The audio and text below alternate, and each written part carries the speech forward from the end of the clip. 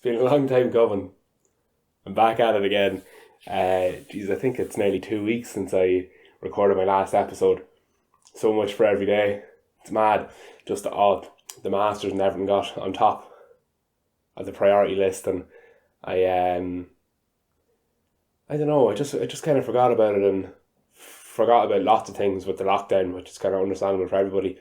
People's routines are being shaken up, and they fall into a good routine, they fall out of it, and so that very thing happened to me. But yesterday and the day before, and for a long time now, I've been thinking about humility and how useful it is. And I think I first started thinking about humility as a useful thing when I started doing jiu-jitsu. There was something really powerful and useful about grappling with another person and knowing and feeling the results of them being so much better than you.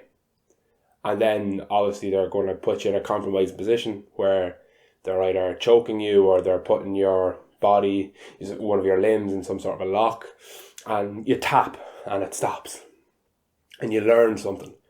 And in a sense, it's humiliating to have somebody strangle you like that and put you in the lock like that, but because you're realizing, oh my God, I'm very physically vulnerable in this situation. But I don't know, it gives you a great respect for the other person, for them stopping when you tapped, and then obviously they're going to show you and teach you what happened, and you learn something. I think that was when I first started thinking about it, but it cropped up again recently when I was reading a paper about cognitive flexibility, so which kind of relates to people's ability to switch between different tasks at a given time. And one thing that cognitive flexibility seems to be related to is this idea of intellectual humility. So intellectual humility is the understanding that you cannot be an expert in everything. And intellectual humility is particularly important now. Is a shining example we can see all around us. We don't know anything. Well, sorry, let me correct myself. We don't know much about pandemics or viruses. The average person doesn't really know anything about replication rates of virus or how these things really transmit. We know maybe what we've learned in the news, and maybe we've done a little bit of reading, but when it comes down to it, we have to defer to the expertise of doctors, of public health officials and different people, because they know better than us. And it's very important to have that intellectual humility and not to say, oh, what would they know? Because what would they know? Probably a lot more than you. And it's even important in your own area of expertise to have this idea of intellectual humility. So I don't know if I have any areas of expertise, but someone might think my strong points might be in psychology, or might be in neuroscience, or might be in emotional health. I try to become more intellectually humble in this area, because I only know a very, very little amount. Let's say, on average, a person knows 0.5% of the amount of information there is to be known on a particular topic, while I might know 1% of the topic of neuroscience and psychology, probably less. The point I'm trying to make is I shouldn't be overly confident about what it is that I know. And similarly, I shouldn't have overconfidence in the ideas of other people. You should meet it with skepticism. I suppose all these ideas kind of link in on some level: skepticism, intellectual humility, and I think it's an important. I've been trying to use it as a heuristic, which is like a mental shortcut, right?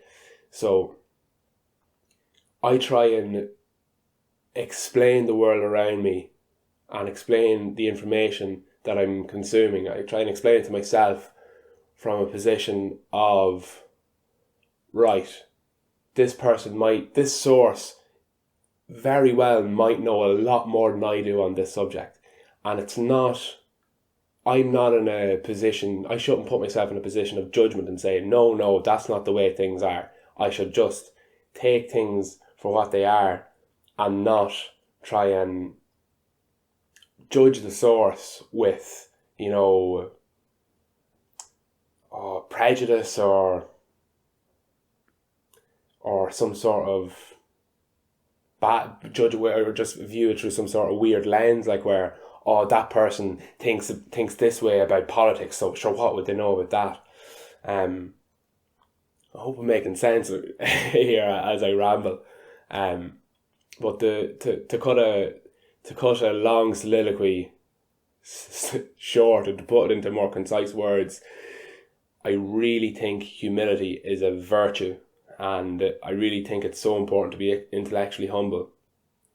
And I think one of the things that frustrates me and pains me about myself is that I think I've in many areas of my life, with my friends and my family, I seem to have kind of developed a reputation for being intellectually arrogant, and sometimes people refer to me maybe as like a know-it-all or something, and it's definitely not what I want to be.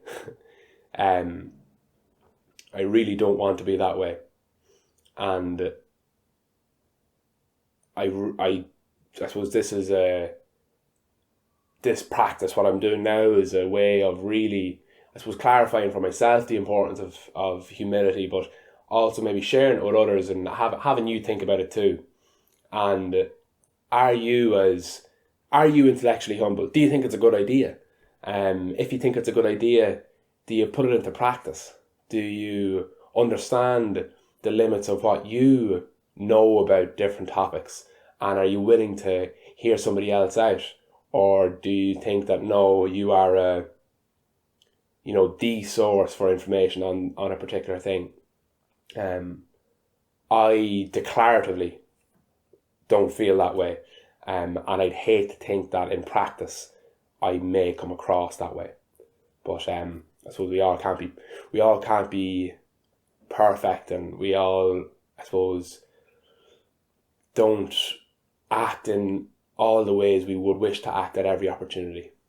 Anyway, I hope this was helpful and interesting. Maybe I'll be back tomorrow. Maybe I won't. We'll see. Yeah, let me know what you think in the comments, or shoot me a message. Am I completely off the wall with this idea of humility, or am I onto something? Thanks for watching.